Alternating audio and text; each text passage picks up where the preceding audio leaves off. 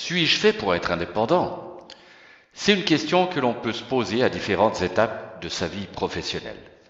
Devenir indépendant n'est pas une chose à prendre à la légère et cela mérite quelques réflexions.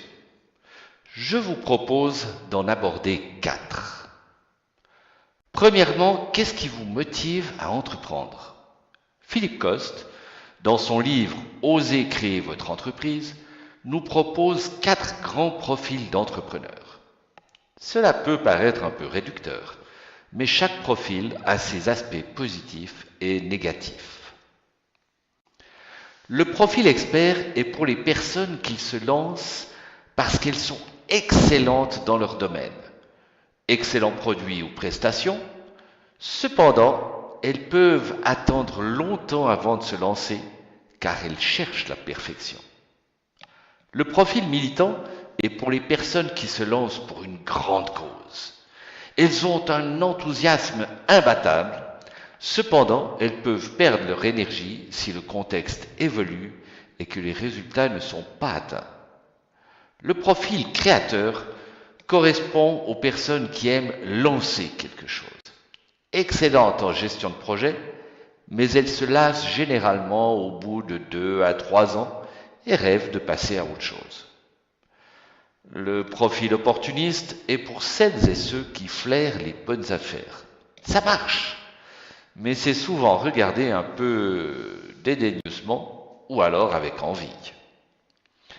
En général, personne n'a qu'un seul profil, mais il y en a toujours un prépondérant.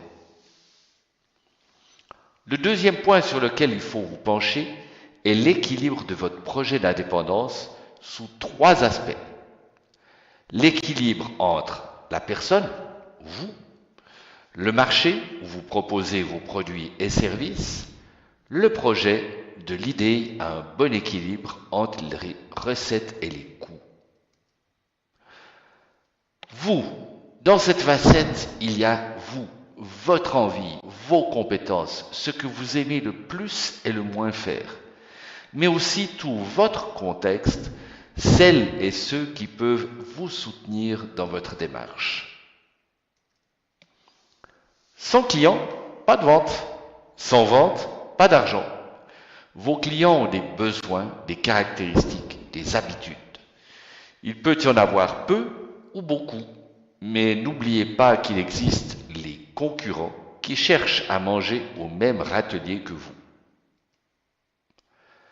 Et votre projet, vous devez le construire soigneusement, point par point, en oubliant le moins de choses possible.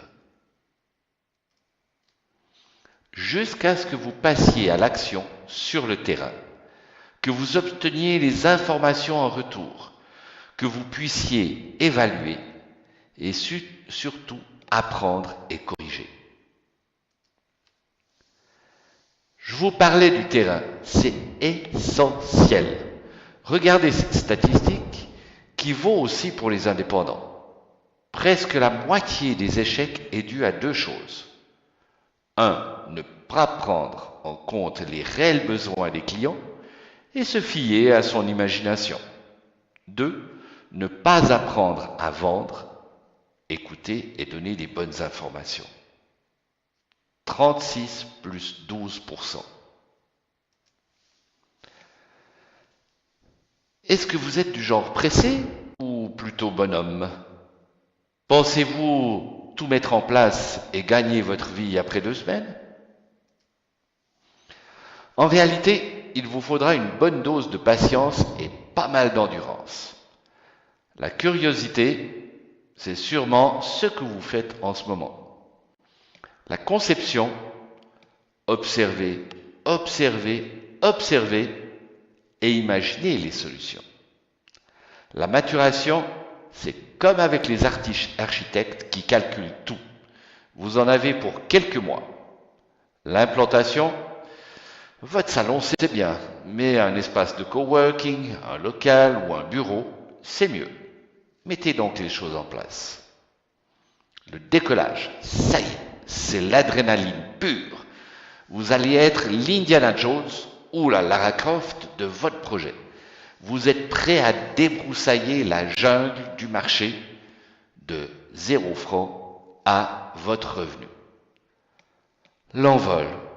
Ouf, vous commencez à faire du bénéfice en plus de vous payer un bon salaire. L'adrénaline fait place petit à petit à la raison. Imaginez que vous êtes maître à bord de ce vaisseau spatial, l'Enterprise. Vous avez reçu une mission, explorer l'univers pour y trouver d'autres civilisations. Vous n'allez pas errer au petit bonheur de la chance. Vous allez donc tracer une stratégie d'exploration.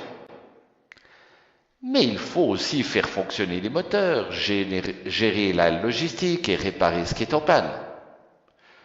Puis, en dernier point, il vous faudra dialoguer avec tous ces étrangers que vous allez trouver sur votre chemin. Votre activité indépendante ou micro-entreprise, c'est un petit peu la même chose. Le problème, c'est que vous aimez faire certaines choses plus que d'autres. Mais vous êtes seul maître à bord, sans équipage. Vous devez donc être l'agriculteur qui plante du blé, le responsable du moulin et le boulanger qui fait le bon pain. Comme on dit, vous serez au four et au moulin.